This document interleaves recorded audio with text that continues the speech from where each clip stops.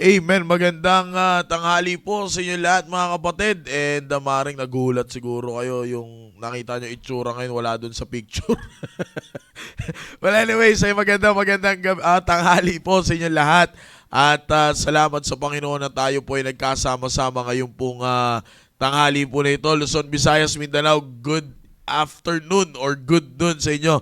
At kasabay ng inyong masarap na pananghalian ay titernohan po natin yan na masarap na spiritual na pananghalian. At tayo ay nakatanggap ng isang tawag at opportunity na muli pong makabalik dito po sa The Baptist Lunch Fathers Edition. Huwag po kayong mag-alala, ngayong Biyernes lamang po ito, no? Dahil sa susunod na Biyernes ay babalik na po ang inyo pong mga magigiting na host ng fathers. At ngayon ay tayo po ay nagkasama-sama ngayong po tanghali po na ito. Kaya Luzon, Visayas, Mindanao, magandang tanghali po sa inyo. To our international viewers, a blessed day sa inyo. Or kaya that is the safest way to say or to greet you kasi magkaiba tayo ng time eh. So, kaya kung anong oras man po dyan sa inyo ay magandang araw na lang para safe, no po? And of course, sa ating mga nationwide viewers, sa mga po kayong dako ng bansa, ay magandang tanghali po sa inyong lahat. And once again, I am your host for substitute host muna. Yan. Substitute host for today's Baptist Lunch Fathers Edition. Brother Maki here. And ako po ay nagpapasalamat sa Panginoon sa pagkakataon po nito. Shoutout din of course ay sa aking pong area, Southeast Family. At sa lahat po ng mga sumusubaybay dyan. Kaya sa mga tatay na nandiyan dyan po ngayon, ay pasok na po kayo. And let's involve ourselves dito po pagdating sa ating talakayan ngayon. Maganda po ang tatalakayin po natin ngayon mga kapatid. And of course, syempre, ang programa na ito ay hindi lang binubuo ng isa. Kundi alam nyo naman, kasama dito lagi ang ating mahal na pastor, Sir Noel at si Sir Rudy. So kung tatlo sila, tatlo din kami ngayon. Yan ang pinaka-the-best yan.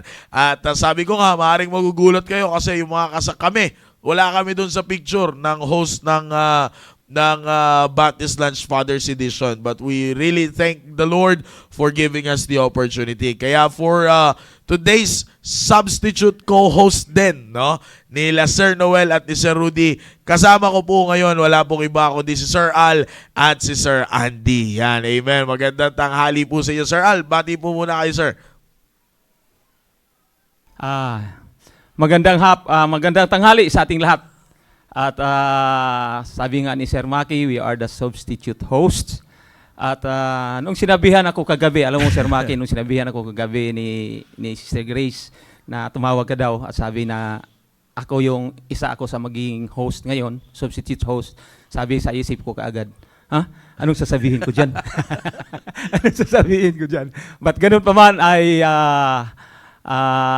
it is an honor and privilege na binigyan ng ganitong time na kahit papaano ay makapag-share ako about sa ano yung experience ko. Amen. Of course, ano yung mga nalalaman ko kung about dito sa sa father episode. Amen. Father episode. So pinag-uusapan natin dito ay mga tatay. So hindi natin dito dapat pag-usapan yung mga nanay na idadaw natin sila dito kasi wala silang dito, wala silang lawyer dito. So kung may pag-usapan man tayo dito, sir, ay dapat mga tatay. Kung paano very relax yung mga tatay at kung paano magiging snappy yung mga tatay. Amen. Yung mga nanay na sa gilid-gilid lang yan, sila lang yung mga palamuti natin. Yan, maraming salamat sa ating mahal na pastor na binigyan ako ng pagkakataon. Of course, magkakasama si Sir Maki at si Sir Andy. Thank you. Sir Andy.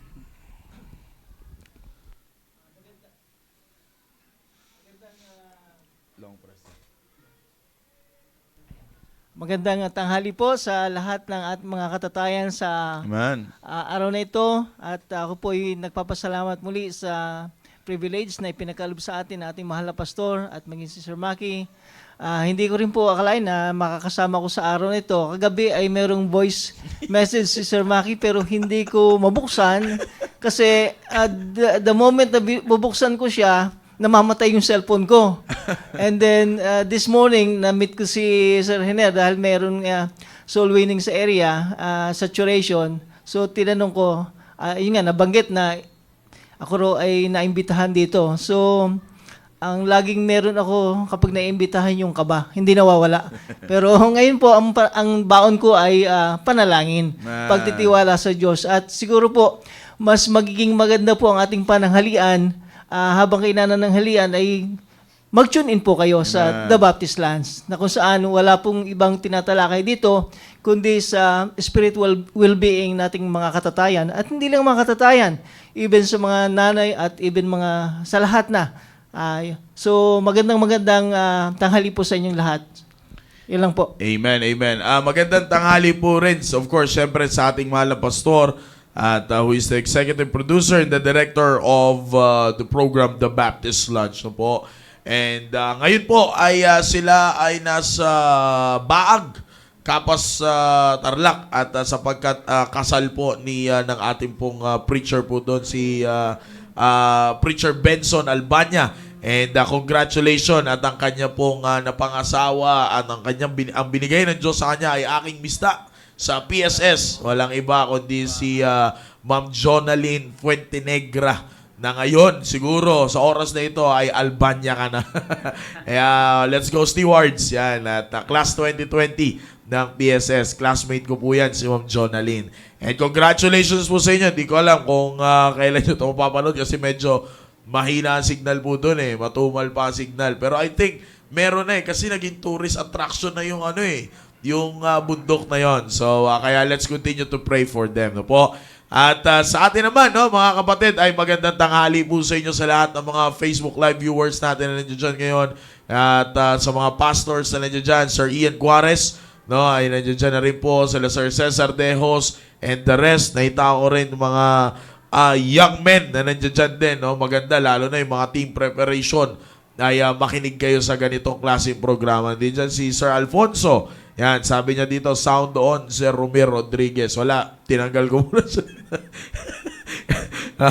Kaya nasa area siya ngayon, nasa area. Mas safe ang Baptist Lunch kapag wala siya. No, anyways, ay katulad nga ng sabi ni Sir Al kanina at ni Sir Andy, ay ito po ay programang pangtatay. Pero konting disclaimer lang, no? At we're not here to condemn any fathers, no? At sabi nga ni Sir Al kanina, pag-uusapan natin dito kung paano magiging snappy ang tatay sa loob ng tahanan. And sabi nga ni Sir Andy kanina, ito ay usapang pangtatay na kung saan paano magpalakad ng pamilya.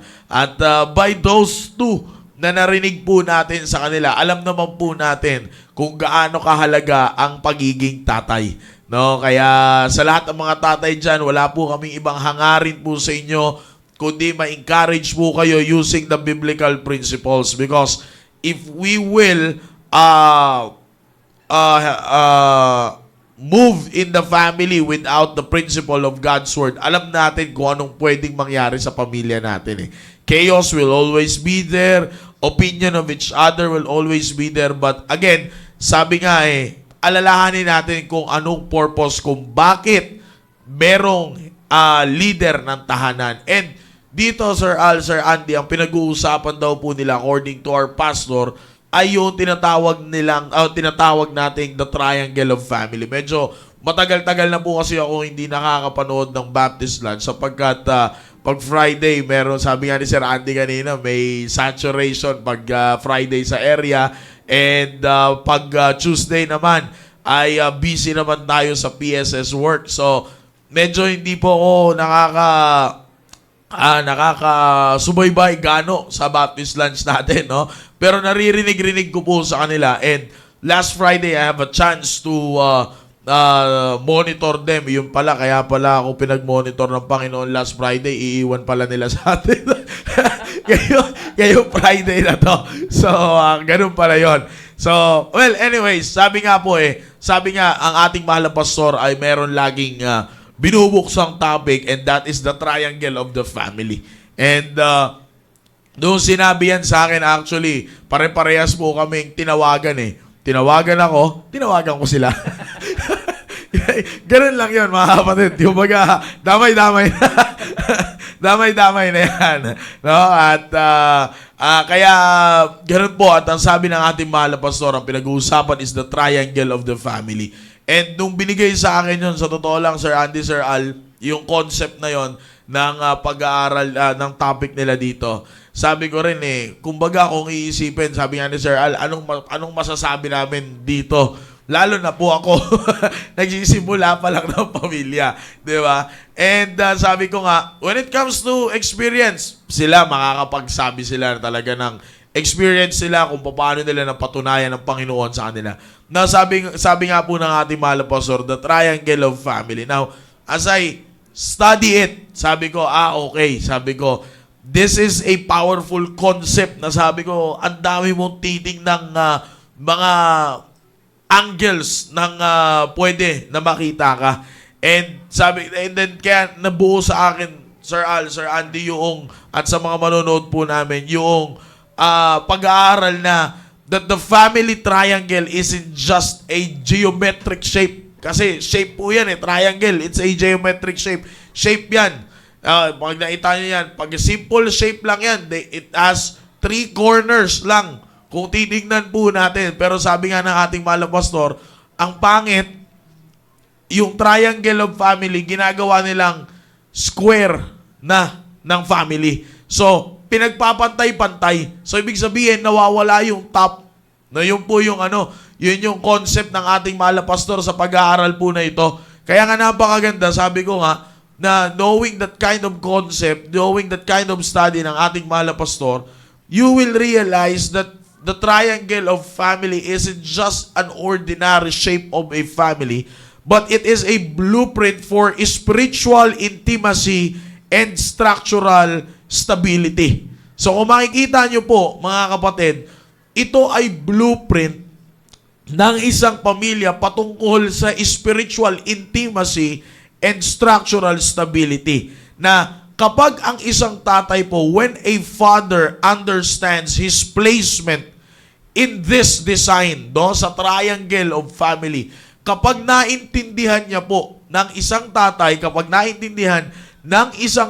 ang kanyang posisyon sa disenyo po na ito, it will shift his perspective, magbabago ang kanyang isip from being a boss to being a bridge. Di ba? Sir Andy, Sir Alian, minsan yung kalimitan na nangyayari sa ng mga tatay, pag sinabing, you are the leader of the home, yan yung laging dinidebunk ng ating mahal na pastor na, sabi ng Bible, ako leader, ako yung boss. Yan. Ako yung boss. So whatever I say, it will go talaga. Kahit anong sabihin nyo, ganito ang mangyayari. When it comes to the word leadership, leader, being a leader is concerned, maybe we can think that the concept ng isang tatay na being ito, dapat ganito, dapat ganyan, parang tama pakinggan Di mo ba? Parang tama pakinggan. Pero sabi ko nga po, kung iintindihin natin yung triangle of family, it will shift your perspective bilang isang tatay from being a boss to being a bridge. And being a bridge in the family doesn't mean that you are not a leader. Sabi nga ng ating mahal na pastor sa kanyang mga mensahe patungkol sa pamilya, kailangan talaga maintindihan ng isang tatay ang pagiging leader ng tahanan. Sabi nga niya, di ba, kung maalala niyo mga kapatid, it's not about just being in the command na, ganito. Like, ang lagi niyang ginagamit na word is manipulation. Di ba? Being a leader, pag ikaw ay leader, dapat kung meron ka mang pinakaiiwasan sa lahat, ay walang iba kundi yung magmanipula ka ng tao. Because being a leader, it means meron dapat matututunan yung follower mo sa'yo. At you will guide the follower. You will be the guide. Kaya nga sabi ko nga po dito, as you understand the concept of the triangle of family, you will shift your perspective sa mga tatay na nandito. Okay, tama yung sabi ni Sir Al. Huwag muna natin pag-usapan yung mga nanay. Hayaan muna natin sila sa tabi. Kasi ang pinakamaganda dyan, maintindihan natin kung ano yung role natin bilang isang tatay. Right now, maybe you are older than me as a father. Experience-wise, alam ko po, wala pa ako sa eksena ninyo. No? At wala akong ibabatbat pagdating sa eksena ninyo. Pero iset aside natin yung experience, yung nalalaman natin patungkol sa pamilya, hayaan natin na pangunahan tayo ng salita ng Diyos. No po? Yan ang pinakamaganda. Kasi commonly, lagi pinag-uusapan problema ng nanay. Paano pag ganito yung nanay? Sabi nga nila Sir Noel at saka ni Sir Rudy nung Friday paano kapag binubuli ka ng nanay? Abay, huwag ka papabuli. Paano pag nambubuli yung nanay? Paano kapag ganito? Gusto nila yung masunod na ganyan. Okay, you've got to understood first the triangle of family. You've got to know that kind of shape kasi hindi lang yan basta shape na okay, triangle para sa pamilya. Ano bang meron dyan? Pero sabi ko nga, as we all know ng triangle of family, it will produce an spiritual intimacy and structural stability ng isang pamilya. Kaya kung mapapansin nyo po, it's all about spiritual first before the stability of a family. Na kapag weak ang structure mo spiritual, huwag mong asahan na meron kang fix at magiging stable ang structure ng iyong pamilya. Bakit? It's all about spiritual. Now, sa triangle, mga kapatid, sabi ko nga po, dyan natin maintindihan bilang mga tatay. Given, sige, sabihin na natin, mga problema sa loob ng tahanan. Ang sabi nga nila Sir Noel at ni Sir Rudy, ang pagbubanga ng mga asawang babae at ang mga pasaway na anak. Okay, given, sabihin natin may ganyang problema. Pero tatandaan mo, hindi nagkamali ang Diyos sa paglagay sa iyo bilang isang tatay sa loob ng pamilya. Now, sabi ko nga po, by using the design of the triangle of family, it can help you shift your perspective from being a boss to being a leader. Okay? Yan ang pinakamaganda. Sabi nga ni Sir Jao dyan, boss is a lot different than being a leader. Called not to be a boss, but to be a leader. That is why it is patterned to the Lord Jesus Christ, as Christ loved the church and gave Himself for it. Yan po yung sinabi po ng Bible po dyan. Now, tinan nyo po. Again, ulitin ko po pag tiningnan mo kasi yung concept na, ako masusunod dito, what I say, it will goes. Yan. Pambira, yan ang leader. Minsan ganun yung thinking natin yan ang leader. Talagang, hindi. Pag sinabi kong hindi. Tama naman po yun. Kung titingnan mo yung concept ng leadership, dapat talaga may ganun ka. Because you are implying also the word discipline pero sabi ko nga, kailangan maintindihan mo rin that you are not the boss, but you are the bridge. Okay? You are the bridge. Because, sabi ko nga, sa triangle, okay, ang triangle po kasi ng family, dito kasi nung sinabi po yan ng ating mahal na pastor, yung triangle, Sir Al at saka Sir Andy, tinawag ko pong the divine geometry. yan yung sinabi ko dito sa lesson na pinag-aralan ko Bakit divine geometry? Kasi alam niyo po kung bakit divine, kung bakit ko po hinaluan ng divine doon sa shape ng triangle. It's because at the apex, ibig sabihin yung pinakataas of that shape, pinakataas, dapat nandoon ang Diyos. Ang dapat na nandoon ang Diyos. In this model, yung triangle po ng family, dapat God sits at the top of it. Okay? Dapat Diyos ang nandiyan dyan. With the husband and the wife at the two base corners.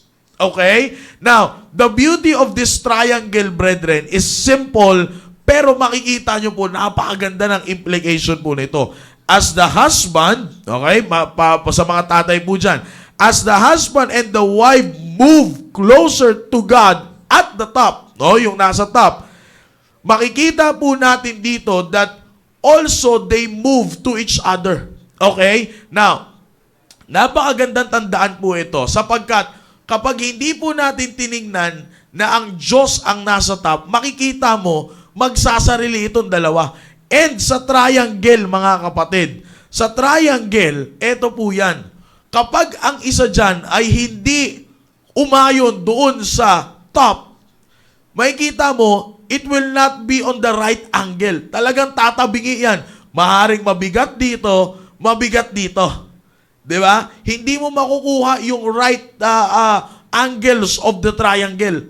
Pero kapag inilagay mo yung kapag nag-move yung dalawang corner, according doon sa nasa top, okay? According doon sa nasa top, makikita nyo po, mas maganda ang movement ng triangle. Mas makukuha mo yung perfect shape ng triangle. Pero kapag itong isa ay mas mahaba kaysa doon sa top, abay delikado ang triangle.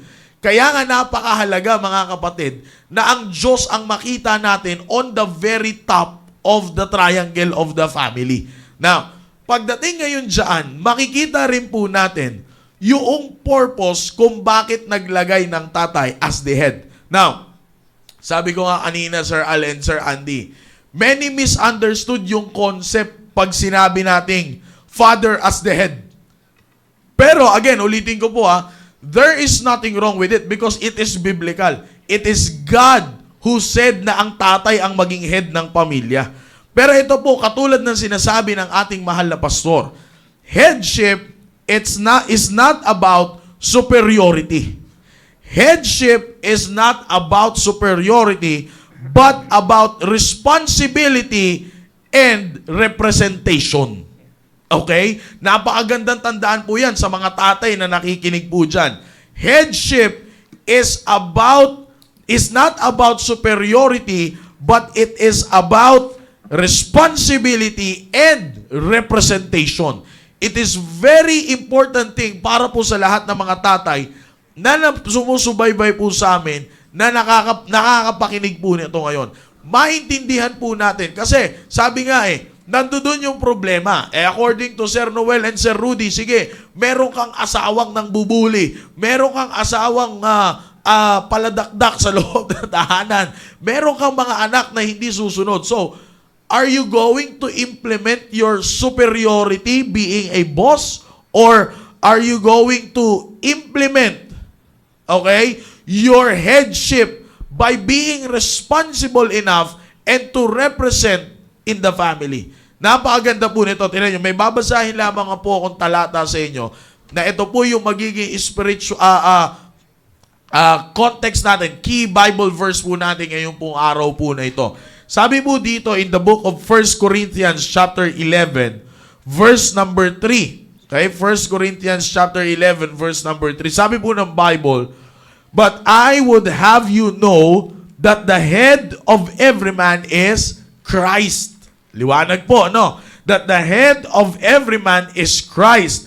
And the head of the woman is the man. And the head of Christ is God. Yon, maliwanag. Kaya nga po sinasabi ko po sa inyo kanina, pag pinag-usapan natin ang headship, yes, it is very indeed that the headship in the family is always the man. Pero, dapat din pong malaman ng mga asawang lalaki that the head of the man is Christ and the head of Christ is God. So, kaya nga makikita nyo po, kaya nga ako sinabi sa inyo kanina that headship is not about superiority, but it's about responsibility and representation. Bakit? You have a responsibility. Okay? And your responsibility ay nandoon din po sa kasunod. What is your responsibility? To represent Christ being the head of you as a father. And to represent Christ is to acknowledge God as the head of Christ. Kaya nga makikita nyo po, walang picture ang lalaki pagdating sa pamilya kung hindi niya ipipicture ang Panginoong Kristo at ang Diyos sa kanyang buhay. Kaya nga sabi ko po sa inyo hindi lang sa mga asawang lalaki, hindi lang pag sinabing leader, huwag tayong masyadong matuwa na ako leader dito. Pag hindi mo to sinunod, eto mangyayari sa'yo. Kapag ganito ang mangyayari sa'yo. Hindi po namin kayo tinuturoang lumambot bilang isang tatay. Pwede kang maging isang matipunong tatay gaya ng sinasabi ng ating mahal na pastor by recognizing the authority of God in your life. Kasi ang nakakatakot po dito mga kapatid, when it comes to being sa responsibility, tandaan nyo po, you are responsible for the life of your family. Sa'yo yan ibinigay ng Diyos eh. So whether you accept it or not, fathers, may nakatingin sa yung nanay, may nakatingin sa yung mga anak. Aminin ba natin sa hindi? Minsan, nagkakaroon tayo ng problema pagdating po sa ganyan. Pero sabi ko nga po, kung papairali natin ang triangle of family, makikita mo na ang Diyos ay nandoon, yung asawang lalaki at asawang babae, as they move closer to God, mas lalo ring nagiging, kaya nga sabi ko po sa inyo kanina, mas lalong napapalakas ang spiritual intimacy. Because being a head of the family, dapat maganda na makita po natin na mas intimate tayo. Okay? Mas intimate tayo sa spiritual na kalagayan kaysa sa mas lalo nating intindihin na ako yung authority dito. Kasi alam niyo po kung bakit. Ito po ang danger po dyan. Kapag hindi natin in-involve sa headship natin bilang isang tatay, ang Diyos, as on the top of the apex, nasa apex siya ng triangle ng pamilya, kapag hindi natin ni-recognize yan, pwedeng mangyari na yung authority natin, instead na responsibility and representation ang makita, sabi ko nga po sa inyo, ang makikita na is your human superiority. At kapag ang human superiority na ang nanguna, makikita nyo po, maaring ito ang galaw mo sa loob ng tahanan, pero iba ang galaw mo kapag meron ng tao bilang isang tatay. Which is a lot of families right now are experiencing it. Iba yung galaw ng tatay kapag maraming tao, at iba yung galaw ng tatay sa loob ng tahanan. Kaya nga nakikita nyo, it will bring confusion to the family. Pero pag tinandaan po natin yung purpose of headship, makikita natin na ito pala ay responsibility and representation. Grabe ang blessing na pwedeng maabot ng isang pamilya. Sabi ni Sir Joe, our Lord Jesus Christ sets the example that His superiority is established on His performance of His responsibility, and that represents the headship of the Lord in His church. And so should we in the home, a husband, okay, a father, and the assigned leader for our family. Kaya nga, makikita nyo po, sabi ko nga po dito sa inyo yung Diyos, yung Panginoong Kristo, sabi nga ni Sir Jojo, nag-set siya ng example. Kaya nga, sa triangle of family, makikita natin, siya dapat ang nasa top. Ngayon, tayo bilang tatay, as the assigned head of the family, tingnan po natin, sabi ko nga po kung bakit ka nilagay dyan ng tatay bilang isa, kung bakit ka nilagay dyan, kung bakit ang headship ay inassign ng tatay as a role of a father. No, di ba? Sabi nga ni Sir Joe dyan kasama yan dito sa outline ko yung sinabi ni Sir Joe bilang sacrificial provision. Makikita po natin, just as Christ is the head of the church by giving His life for it, the Father is the head by being the first to sacrifice His comfort, ego, and desires for the safety and the growth of His family. Naalala ko sabi ni Sir Al kanina, tuturuan dito sa Baptist Lunch, tuturuan ng mga tatay na maging snappy. Di ba? Pag sinabi mong snappy ka, ano man yung naiisip mong comfort zone, hindi ka magiging snappy kapag nasa comfort zone ka. Bakit? Sabi nga ni Sir Al kanina lax ang tatay relax ang tatay masyado. Bakit? Okay, may ganito. May pera, may ganitong klaseng kalagayan sa buhay, ganito, ganyan. Ganyan ang kalagayan ng isang tatay. Pero ang nakikita niya, kailangan niyang isacrifice yung mga ganun niya personal gain for the growth of his family. Kaya nga makikita niyo po, mga kapatid, para ang isang pamilya ay lumago, kailangan nandiyan dyan talaga ang sacrificial provision ng isang tatay. Not just only sacrificial provision, about the accountability. Di ba? Accountability. Sa Garden of Eden, makikita natin ang hinanap ng Diyos, si Adam. Di ba? Bagamat si Eve ang nagkamali, pero ang hinanap ng Diyos si Adam. Tandaan natin, mga tatay, sabi ko nga po sa inyo, it's all about responsibility. Hindi lang being superior. Kalimutan mo yon. Tandaan mo, accountable ka para sa kalagayan ng pamilya mo. And the most important thing is, kapag ikaw ay head ng tahanan, it should be like this way. Yung character mo should always reflect with the Father. I'm talking about God the Father. Na napaka-importante po nito mga kapatid, that tayo bilang isang tatay na nandito sa ibabaw ng lupa, we are the window through which a child, yung mga anak natin, ay nakikita ang Diyos sa buhay natin. Now, you think, kung puro lang superiority ang papairali natin, makikita kaya ng Diyos? Makikita kaya ng mga anak ang Diyos sa buhay natin? Tandaan mo, ang pinakita ng Panginoong Kristo is servanthood.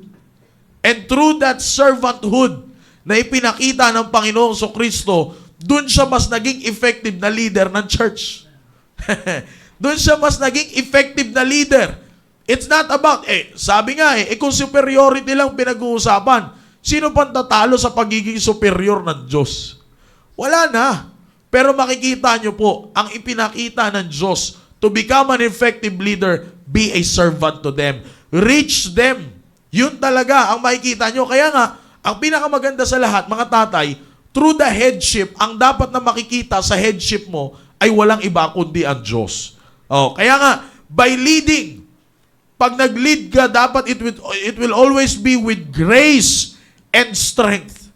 Wag lang puro strength. Hindi mo kakayanin yan. Maaaring kaya mo yung ibang bagay daanin sa lakas. Pero lagyan mo ng grace yan. Lagyan mo ng biyaya ng Diyos yan. Lagi mo, yun ang titingnan mo para hindi mo makalimutan na sa triangle of family, Diyos pa rin ang nasa top.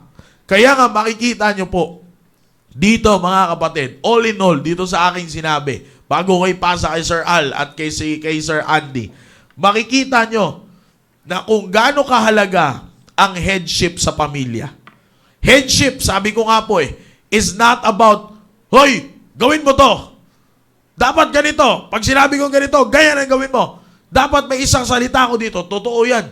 When it comes to leadership, nandiyan na yan Pero in the family, hindi dapat laging ganyan. Sabi nga ng ating mahal na pastor, wag naman yung parang laging nasa courtroom yung pamilya mo. Na parang laging may hearing kapag dumating yung tatay. Di ba? Hindi ganun ang pagiging headship ng pamilya. It's all about responsibility and representation. Responsible ka sa kalagayan ng anak mo. Sabi ko nga po, ang unang-una na i-check mo is the spirituality. Pangalawa, representation is Christ and God the Father ay nakikita through your headship. Napakaganda po niyan, di ba? Now, sabi ko nga na pagdating kasi, sabi nga doon sa, sinabi ko po sa inyo kanina, sa triangle, mas maintindihan mo that you are the bridge kaysa sa boss. In headship, ikaw yung bridge Bridge saan? Ikaw yung maglalagay at magtatayo ng isang structure para yung pamilya mo ay mas lalong mapalapit sa Diyos. Karamitan na nangyayari ngayon, pag sinabing leader ng tahanan, you're the big boss. Okay, since I am the big boss, ito yung mangyayari, kaso ang akala mo na itatawid mo sila, pero ang problema, pinuputol mo yung bridge. Pinapahaba mo yung isang corner sa triangle, kaya hindi ngayon nagiging balanse yung triangle of family. Which is bilang isang tatay, bilang head ng tahanan, hindi dapat ganun mangyari.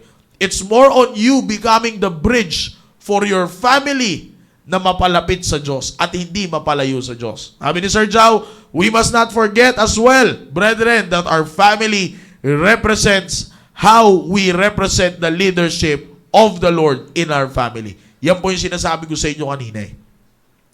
You will be more on becoming a bridge.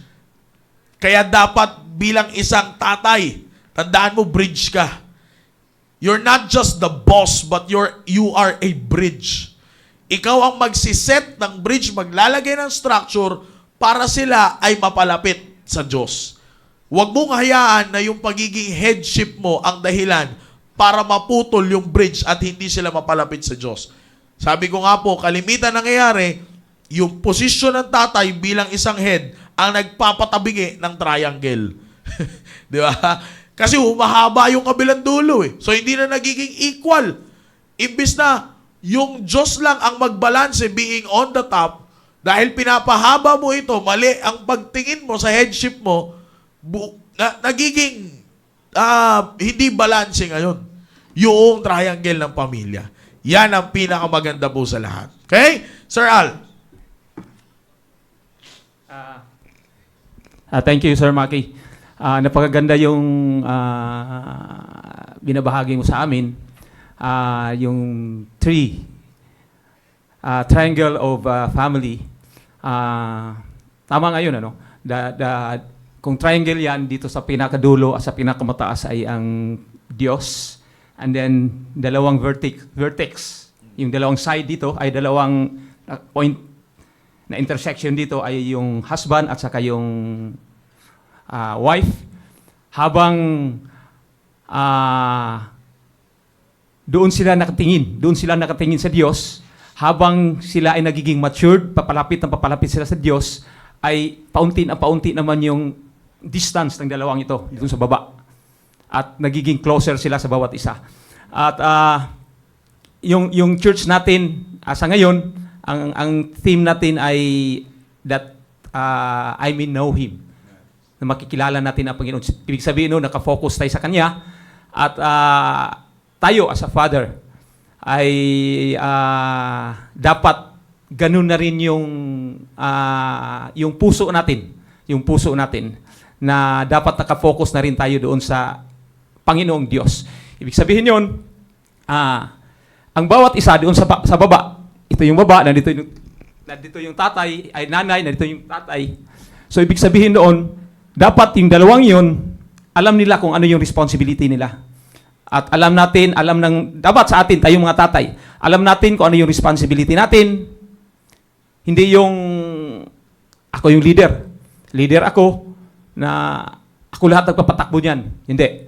Mayroong sinasabi ang Biblia about that doon sa Ephesians chapter 5. 5 verses 25, 28, and 29. Sabihin ko lang, husband, love your wives, even as Christ also loved the church and gave Himself for it. 28.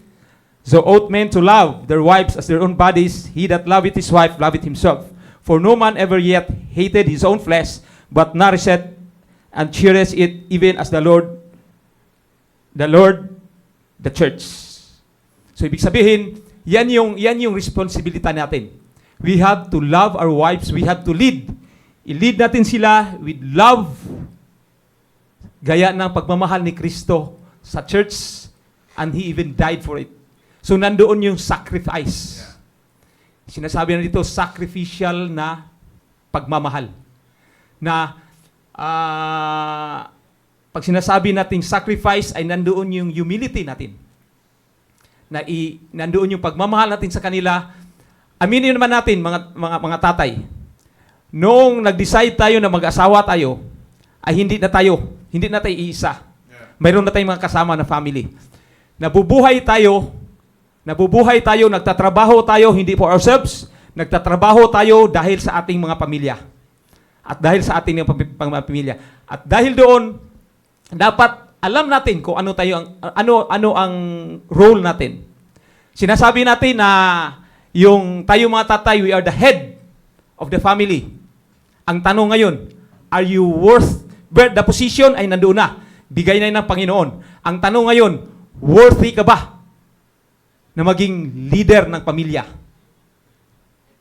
In terms of pagmamahal, in terms of your attitude, in terms of your character, in terms of your relationship doon sa Panginoong Diyos. Kasi sinasabi nga natin doon sa headship eh. Are you worthy with that? So, bilang tayong mga tatay, kasi yung mga nanay natin, yung mga babae natin, once na makikita nila that we are not acting as a leader, weak tayo na leader, yan na yung makikita nila ngayon, yan na yung kunyari sila ay suggest sa atin na suggestion na dapat pala ay hindi lang yung suggestion, dapat gagawin na. Kasi nakikita nila na weak tayong leader. Paano tayo maging strong leader? Ito yan yun. Di ba? Triangle yan sir eh. Triangle, ito yung Panginoon. So nakafocus doon ang Panginoon. Nakanano na yung triangle na yan is the family. At nakapaloob dyan, yung plans ninyo, yung vision mo, yung anong ginagawa at nandoon yung anak mo. At yan ay protected that sides of the family, that sides of the square, ay protected yan ng salita ng Diyos. Salita ng Diyos. Protected yan. Ngayon, ikaw yung leader ngayon. Kung hindi mo in-explain sa family mo, sa misis mo, anong vision mo sa family mo?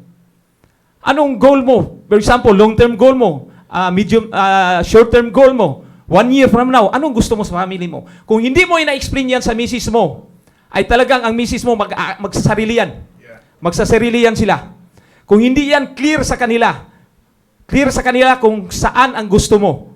Of course, lahat ng vision, as a leader, ano bang gusto natin? Of course, sabi nga, yung main thing yung main thing is to be like Christ. Di ba? Yan yung goal ng bawat isa sa atin. As a leader, as a wife, as a husband, ang goal natin ngayon ay magiging Christ-like, magiging mapalapit sa Panginoon. At yun yung goal natin. At doon tayo nakafocus ngayon. For example, ngayon, kung ang tatay, tayo, hindi natin ginagawa yung role natin. Sabi nga sa si Rimaki kanina, magiging hindi balance. Supposedly, ganyan yun. Ang nasa bottom ng triangle, magiging ganyan ngayon. Ito yung tatay ngayon. At sa akin, sir, ang anak natin ay nandito yun. Nakapatong dito. Kasi ito yung band. Itong ano na to, nakuha ko lang kanina, sir, itong line na ito sa bottom, ito yung band ng husband at saka yung wife. At dito nakasalalay yung anak natin. Dito nakasalalay yung anak natin. Sa akin, inisip ko dito nakapatong yung anak natin. Of course, lahat yan, under yan ng salita ng Diyos. Kung mayroong isa dyan na hindi gagawa ng role niya, gaganyan yan. Nandito yung anak natin nakapatong sa atin. Automatic yan. For example, itong tatay na to ay babagsak yan. Babagsak yan. Automatic yung nakapatong na anak natin dyan, babagsak yan. It will destroy the family. It will destroy the family. O kung yung nanay naman ngayon, ang gumanya naman ngayon, ang tatay ang masyadong matured, ang nanay naman ang wala, may tendency yung mga anak natin ngayon na pupunta doon sa nanay. O ganun rin, may tendency ang anak natin ngayon na masisira sila. Kasi nga, ang dalawang tatay, ang nanay, ay hindi pareho. Pareho yung maturity. Hindi sila nakafocus doon sa Panginoon. Kaya nga doon sa, doon sa, di ba, pagpipili ng mapangasawa, be not unequally yoked with unbelievers. Very critical yun. Nakikita ko dito sa triangle, yung inano mo kanina, yung triangle na yan. Kasi kung unbelievers yun, hindi, mayroon prinsipyo na hindi niya nagagawa, ay gaganyan yung bottom. At tutuloy-tuloy yun, babagsak yung mga bata. Lahat na yan, ay doon mag-aapekto yan sa mga anak natin. Sa mga anak natin. Tayong ang mga tatay,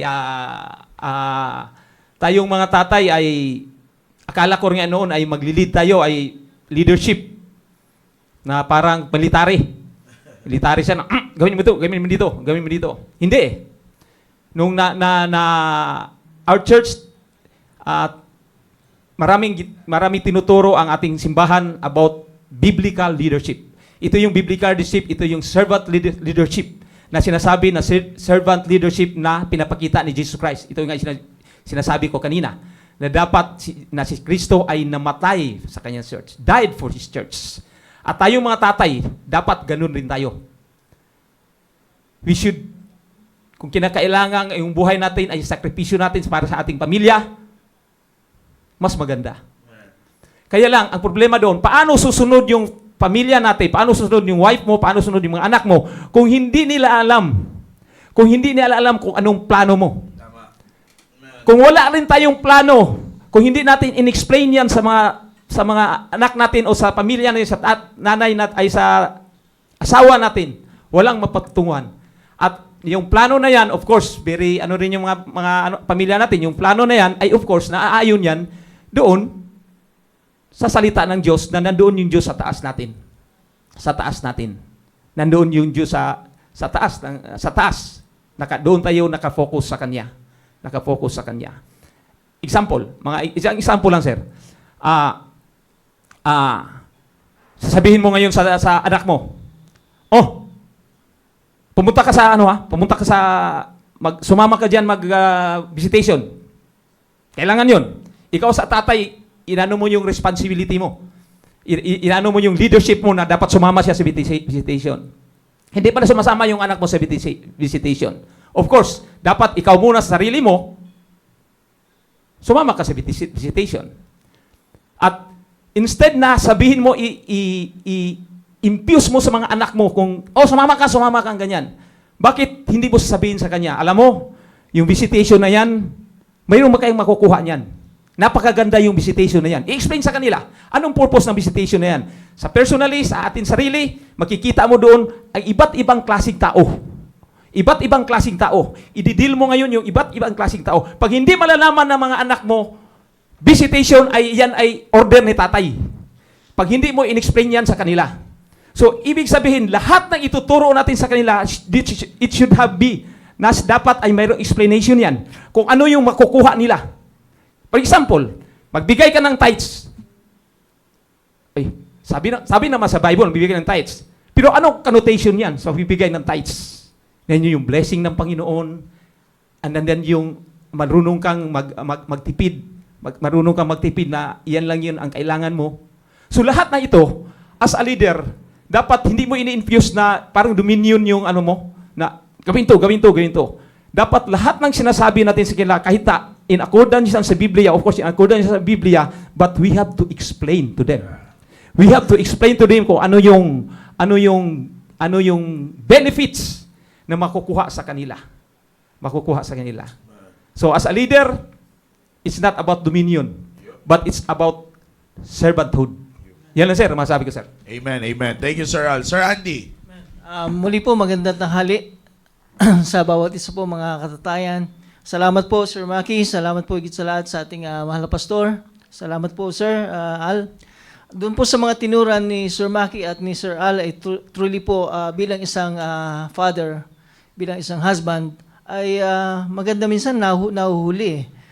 Doon sa pagkakahuli ko na pagsasalita, ay natuto na ako sa aking mga narinig. Nagkaroon ako ng realization sa mga narinig ko. Yung mga sasabihin ko po ngayong tanghaling ito, ay hindi po dahil sa I already arrived. Ibig sabihin, hindi dahil sa ako ay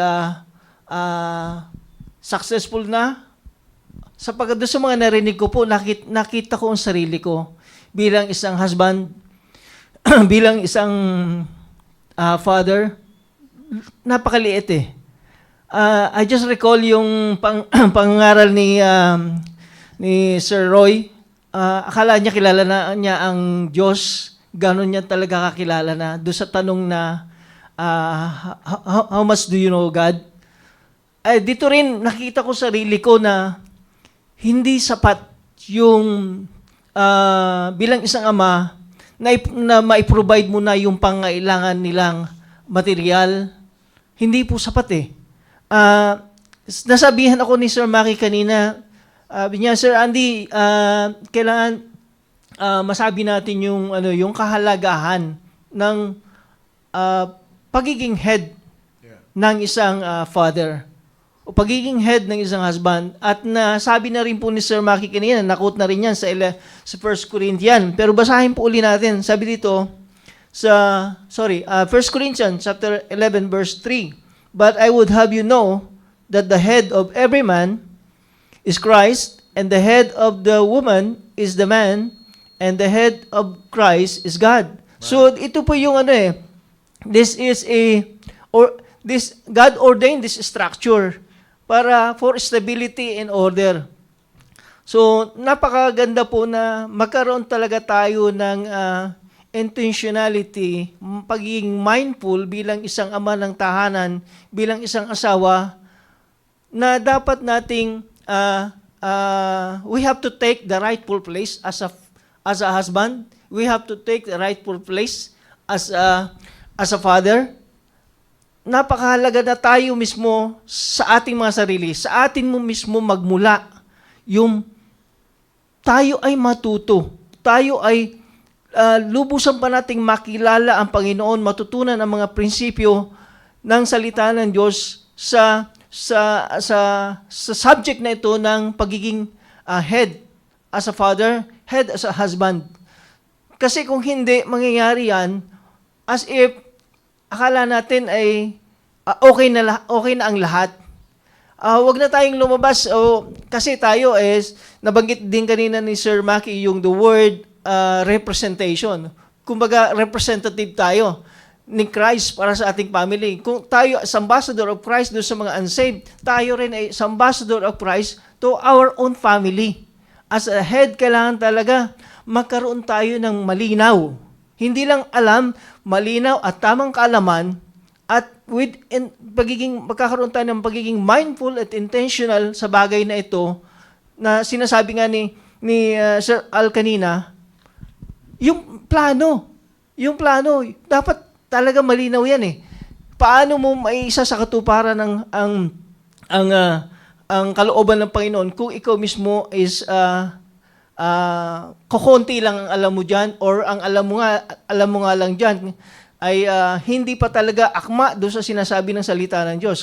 Meron ang sinasabi sa pag-aaral na little learning is a dangerous thing, lalo na sa salita ng Diyos. Kung tayo ay salat sa tamang kaalaman sa salita ng Diyos, salat tayo sa tamang kaalaman sa mga prinsipyo sa kung paano aasta, o ano ba yung sa ibang term din sa mag-aasta, yung paano mo ikakandak yung sarili mo as a husband, as a head of the family, as a father, as the head of family. Maaring dumating tayo dun sa punto na hindi na talaga yung headship as ordained by God, kundi nangyayari nagiging dominant tayo, nagiging ano yung word na binanggit ni Sir Maki kanina, manipulative na yung ginagawa natin. Sa halip na tayo mismo ay maging magandang example as designed by Christ para sa ating asawa at para sa ating mga anak. At ako po, hindi po ako exempted doon. Actually, guilty po ako sa bagay na yon.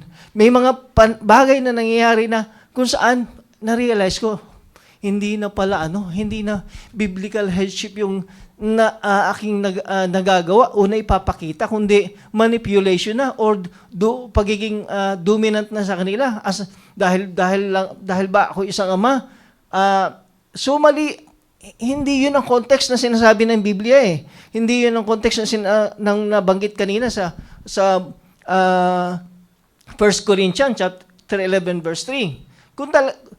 Bagkos ito'y nabanggit ni Sir Maki, we have to represent Christ sa ating family, sa ating asawa, sa ating mga anak.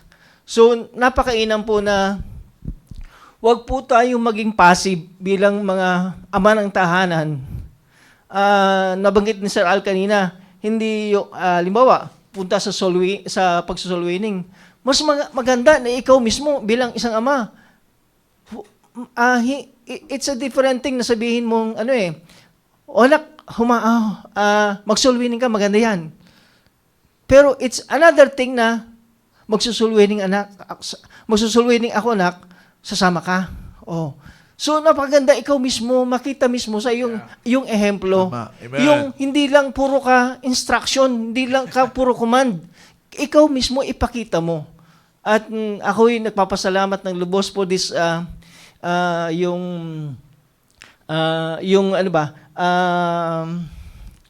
opportunity na ibinigay nito. Kinakabahan actually kanina, ano bang mga sasabihin ko? But thanks be unto God. Alam niyo habang nakikinig ako kay Sir Maki, habang nakikinig ako kay Sir Al, ako mismo natututo eh. And I believe sa mga kapwa ko tatay diyan na nakikinig sa sandaling ito, ay huwag nating limitahan ang Diyos sa buhay natin. Kung si Sir Roy nga, sa matagal na 30, how many years? 4 something, sir, mga ganun. 34 something. Nakita niya ang sarili niya na hindi pa talaga ganun niyang kakilala ang Panginoon. Right. Ganun din ako eh. Ganun din tayo eh. Nasa pagiging ama natin, akala natin na i-provide na natin lahat yung mga pangailangan nila, akala natin yun na. No. Ang importante dito ay mailapit natin sila sa Panginoon. At mailalapit natin sila sa Panginoon, hindi sa pagiging, kailangan natin maging bridge. Kagaya ng binabanggit ni Sir Maki kanina. Kailangan tayo maging bridge, hindi yung tayo pa yung nagiging dahilan ng friction. Yeah. So, yun po ang akin po masasabi sa sandaling ito po. Yeah. Salamat po. Kanina may yung illustration ni Sir Al. Napakaganda nun eh. Kasi, alam niyo po sa mga tatay na nakikinig dyan, tama yung illustration kanina ni Sir Al. Tinitingnan ko po kanina. Then yung sinundan siya ng sinabi ni Sir Andy kanina. That you should support. You should be the support ng isang pamilya. Yan ang pagiging head ng pamilya. Kasi, sometimes we misunderstood. Sabi ko nga, a lot of fathers are misunderstood na I am the head of the family and I am the most important person dito sa pamilya na to. And in reality, totoo naman po talaga. Of course, sa isang grupo, kapag walang leader yan, talagang scatter ang mangyayari dyan. Kumbaga, walang papatukuhan. Kahit saang aspeto naman po ng buhay yan. Pero tandaan nyo po, pag pinag-usapan yung pamilya, tandaan nyo po, being a head doesn't mean that you are the most important person in the room. Di ba? But it means you are, katulad ng sinasabi ni Sir Al kanina at ni Sir Andy, you are the foundation that supports the weight of the structure. Sabi nga ni Sir Al kanina pag ito pinahaba mo, susunod yan lahat. Di ba? Kaya ikaw yung nilagay bilang isang tatay, o mga tatay, makinig po. Ikaw yung God being on the top, ikaw yung sinunod niya. Kasi you will be the one that will support the weight. Na sabi nga ni Sir Al kanina, kapag yan ay lumubog ka, naging weak na leader ka, sunod yan lahat. Nasabi nga ni Sir Andy rin kanina, instead na madala mo sila patungo sa Panginoon, wala na kasi pababa na kayo lahat eh. Sabay-sabay na eh. Susunod-sunod na yan lahat. Diba? Kaya yan po ang pinakamagandang tandaan, mga kapatid. Na ang sabi ko nga po dito sa ating pinag-aaralan kanina, if you are out of the alignment with the top, which is God, the whole triangle, sabi ni Sir Al kanina, magtitilt yan. Sabi ko nga, di ba? Pag pinahaba mo yung isang, ang ganda po nun yung illustration nyo kanina Mother, father being on the corners, and you being the head of the family, as you move closer, palapit kayo ng palapit, yung anak nakasakay yan sa'yo. Kaya nga sabi ng ating mahal na pastor, dapat manatiling triangle yan Kasi pag ginawa mong square yan, yung anak, pinapantay lagi yung nasa taas. Kailangan pantay kami nito, pantay kami. Kaya dapat triangle yan. Kasi dapat Diyos ang nasa taas at ikaw bilang family, ikaw head ng family, ikaw ang magdadala sa kanila. Kaya nga sabi ko nga sabi nga namin dito kanina na misunderstood ang pagiging headship. Given, may asawa ang ganito, may asawa ang ganyan. Okay yan. Lahat ng pamilya, sabihin na natin, according to your testimony, lahat yan mararanasan ng isang pamilya. Sabi nga, ang kasabihan ay, walang mag-asawang hindi nagkakaroon ng problema. Yan ang kasabihan. At yan din daw ang realidad. Okay, sige, that is the reality. Well, if you are not experiencing that, praise the Lord. Kapatid, ipagpatuloy mo lang kung ano man ang ginagawa mo. Pero sabihin na natin lahat ay nakakaranas ng ganon. Given the situation itself, okay, sige. Maraming nakakaranas ng ganon. Pero ikaw dapat bilang bilang head ng family, yung headship mo, yung leadership mo, panatiliin mong most effective yan sa leadership na yan kapag ang laging pwesto ng leadership mo ay, sabi nga ni Sir Al kanina, servanthood. At sabi nga ni Sir Andy kanina, hindi manipulative yung style. Hindi pa, sabi nga ng ating mahal na pastor avoid manipulation. Kasi sa manipulation, wala kang makukuha dyan sa manipulation Susunod dyan sa'yo pero pilit. Sabi nga namin kumbaga, yung gripings, tawag na to, pagsunod ay griping na. Kumbaga may halong griping na. Kumbaga sabi nga ni Sir Andy kanina bago mo siya bigyan ng instruction, ipakita mo muna na ikaw yung gumagawa nun. Kasi kapag hindi na nangyari yun, ang mangyayari na ngayon, ang sasabihin na ngayon, papipilit mo sa akin gawin to, ginagawa mo ba yan? Kaya nga sabi nga ni Sir Andy kanina anak, anong illustration niya? Anak, magsosoul winning ako, sama ka sa akin. You see, kung paano po nagiging pinapairal yung head. We're not saying na kapag hindi ka malakas sumigaw, ibig sabihin malambot kang leader. Kalimutan nyo po yung lakas ng boses sa pagiging leader. Hindi porket mahina ka magsalita or hindi ka magand, sabi nga nila, wala kang hindi po ganun ang pagiging leader.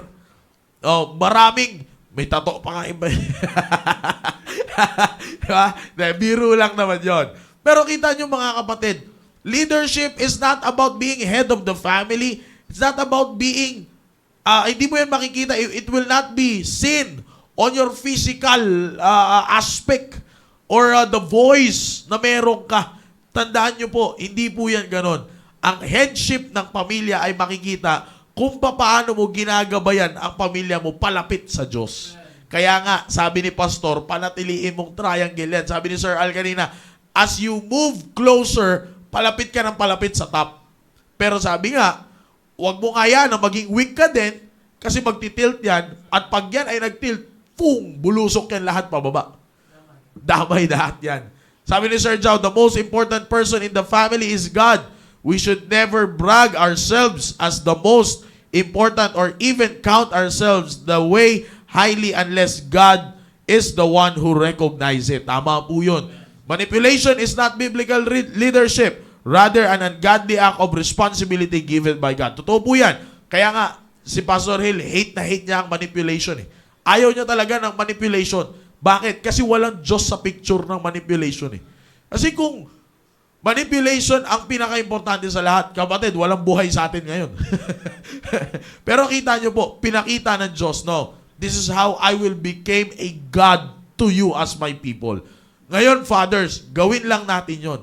Minsan, ang akala natin, ang pagiging leadership, ang leadership ay ganito, ganyan, ganyan.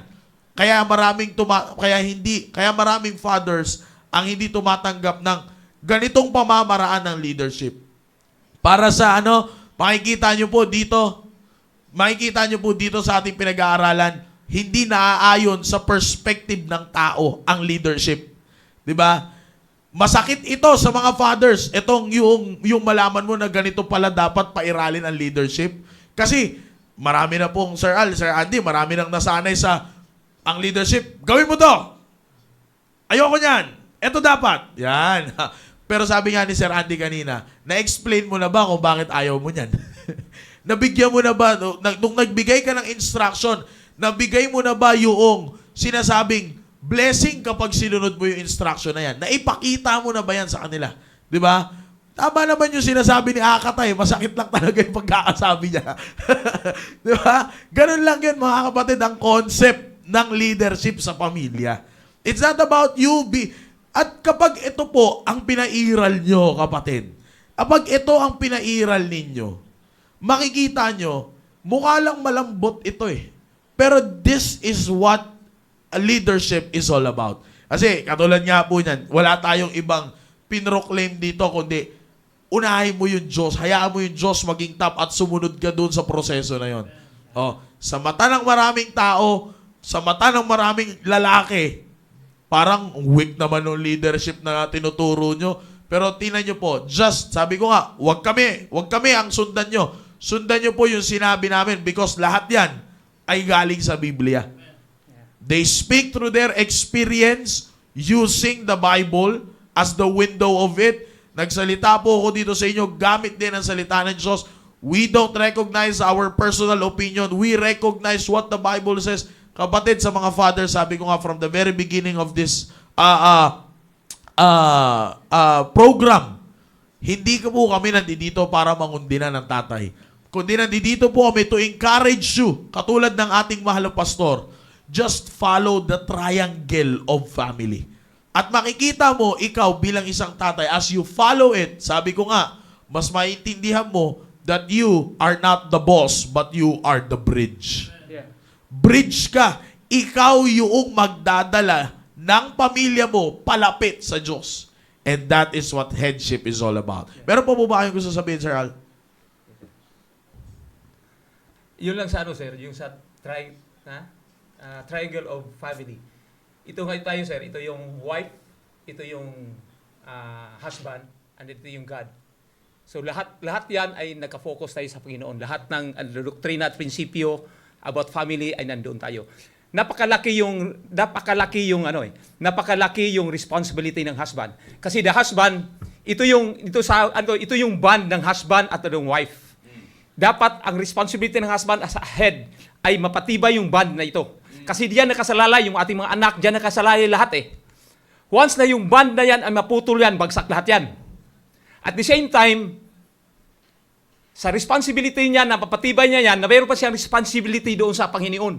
Mayroon pa tayong responsibility doon sa Panginoon, which is, lahat ng gagawin natin, it should be in accordance para mapatibay itong bond na ito, itong base na ito, para mapatibay na, it should be in accordance doon sa salita ng Diyos. Kung ano yung sinasabi ng Panginoon. It should be, lahat ng ginagawa ay kaakibat ang Panginoon dito. So, napakalaking responsibility yan. Iniisip mo yung anak mo na nandiyan nakapatong, iniisip mo yung misis mo na sabay-sabay kayong aakyat doon sa apex na magiging Christ-like tayo lahat. So, kung iisipin natin, kasi, yun nga, yung responsibility na yan, kung tayo mismo, ako mismo, o tayo mismo husband, ang babagsak dyan, talagang wala na.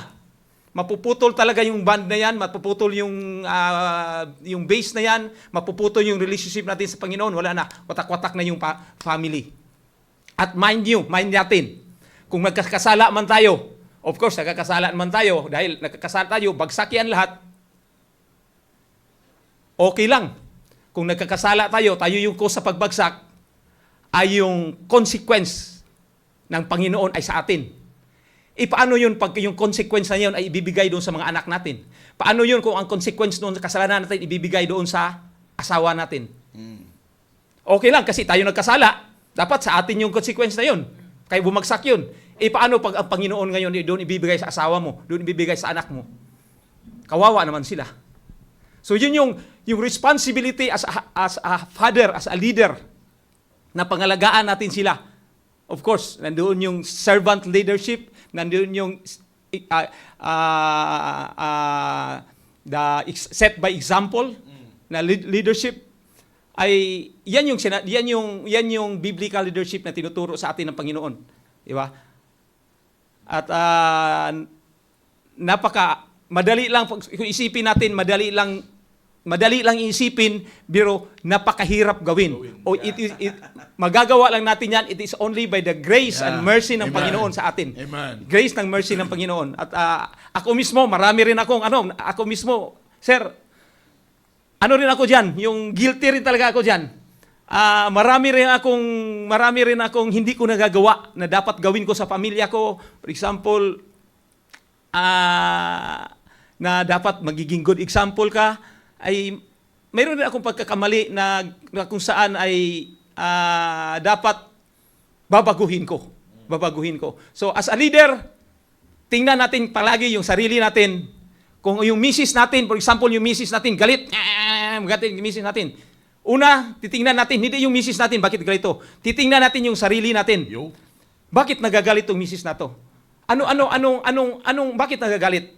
Mayroon ba akong prinsipyo na hindi nagawa? Mayroon ba akong responsibility na hindi nagawa ko? At least, sa aking sarili mismo, alam ko, magbabago ako. At unti-unti, pag kinonfront natin yung misis natin, nakita niya yung pagbabago natin, yung kung saan galit tayo, galit siya sa atin, unti-unti, nandoon yung pagsasabit niya. Hindi siya nagsasabit sa atin dahil nga tayo, we are not worthy doon sa position na yan na magsasubmit siya. Yeah. So, ang gagawin muna natin, we should be worthy of that position, attitude, leadership natin, yung relationship natin sa Panginoon, yung relationship natin sa kapwa natin.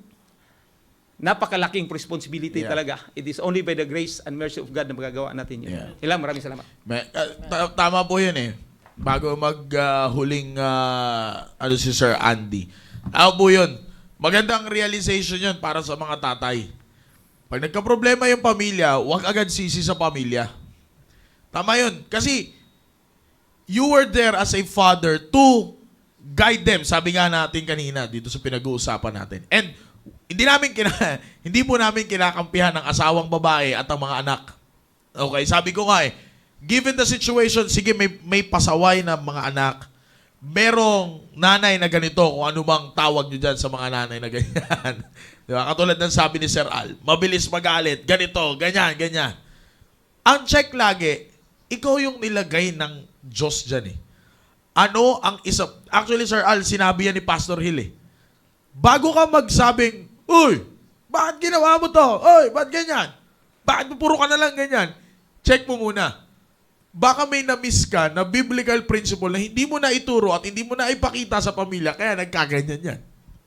Kaya nga, sabi ni Sir Al, the more mo ngayon na makikita, the more mo ngayon na maipapakita na eto dapat, ngayon yung asawa mo, kusa yan, lalapit. Sorry nagkamali ako doon. See, they have to understand by realization na mali yung ginawa nila, not through you being the strong leader na bam, bam, bam, bam, bam, bam, bam, bam, bam, ganon. Kundi by showing them kung paano gustong maipakita ng Diyos ang pamamalakad sa pamilya. Sabi nga ni Sir Jao, we are all not excused on having lapses in application, sirs. That is why we always have room for growth. Totoo po yun. Kaya nga makikita nyo po sila Sir Al, sila Sir Andy, lagi sila nagsasalita through their experience. Kasi nga, totoo yun Pare-parehas bilang leader, dapat makita mo rin na meron kang pagkukulang. And to accept na meron ka ring pagkukulang, that will also help you to become a strong leader. Di ba, Sir Andy? Alam niyo po, nung sa ibang bansa ako, nagda-drive ako doon. At siguro 5 times na rin ako nabangga. Pero hindi pa ako nabangga.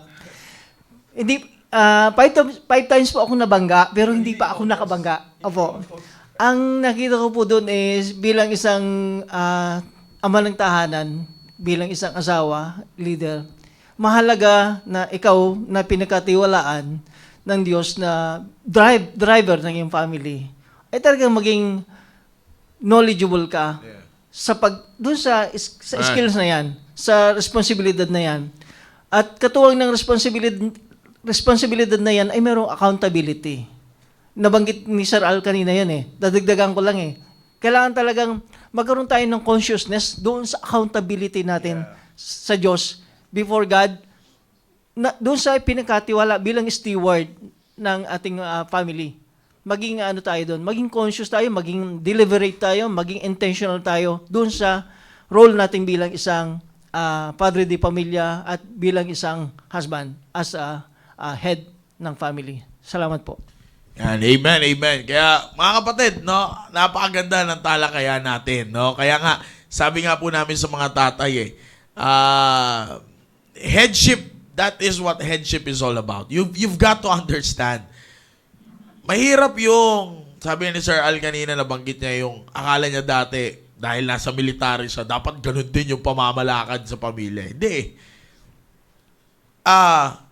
what makes them be an effective leader in the military? Sapagkat hinubog sila ng military academy. Ngayon, kung gusto nating maging effective tayo na leader ng tahanan, pahubog tayo dun sa author ng leader ng tahanan. Walang iba kundi ang Diyos. Ganun lang po kasimple sa mga tatay na nakikinig po ngayon. Hindi, sabi ko nga, experience-wise, yes, maaaring lamang ka sa akin sa experience. Pero at the end of the day, dapat bilang isang tatay at leader ng tahanan, pinagkatiwalaan ng Diyos to be the head of the family, dapat may common denominator tayo. And that is the Bible.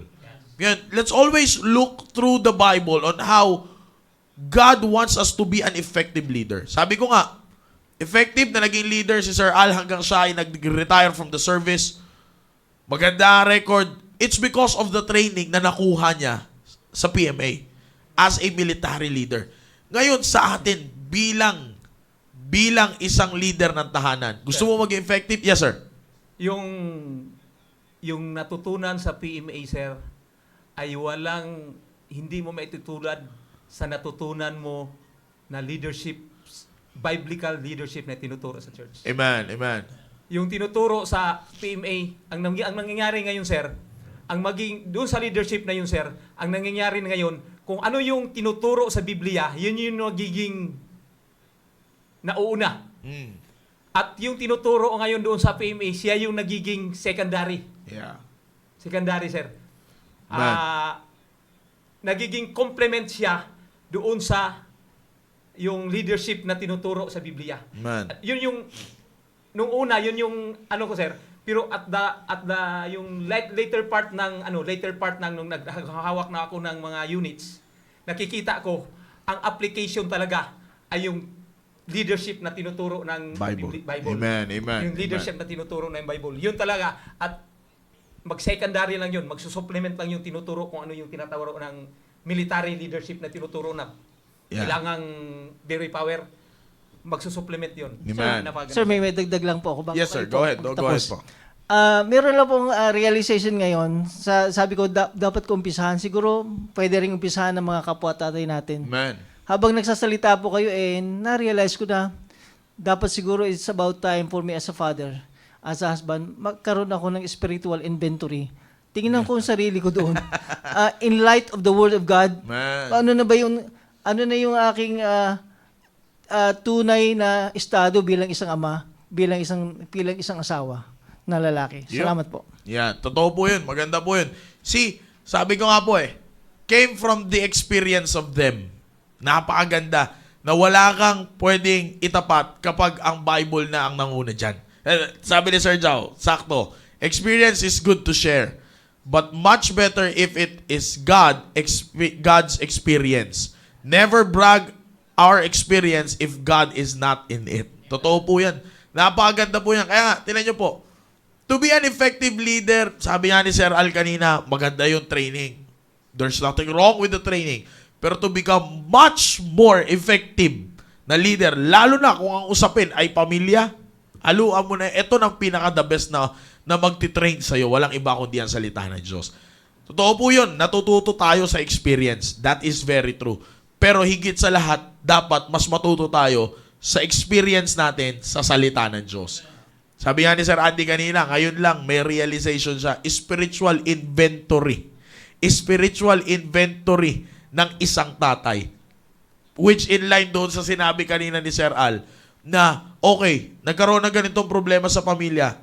Check mo ngayon yung, dahil may spiritual inventory ka, ano yung hindi mo na ilabas doon?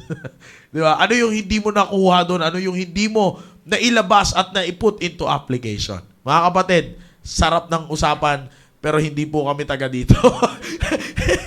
baka hindi na kami makaulit.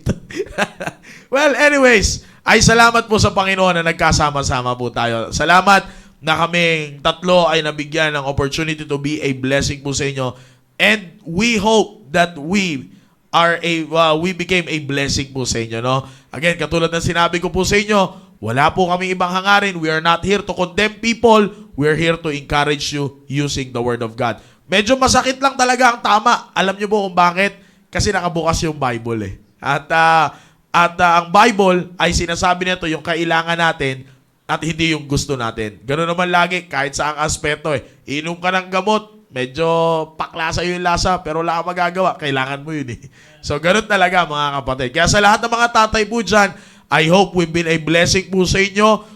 Salamat din po sa mga young men na nandiyan dyan. Lalo na nakakatuwa kasi yung mga young men ay member ng team preparation na nakikita ko po dyan sa comment section. Maraming salamat po. Sa mga pastors, Sir Rico, Pastor Rico, Pastor Jude, Pastor Ian Juarez, maraming salamat. Of course, Sir Jao, Pastor John Hill, maraming salamat po sa makikipag-interact nyo po sa amin.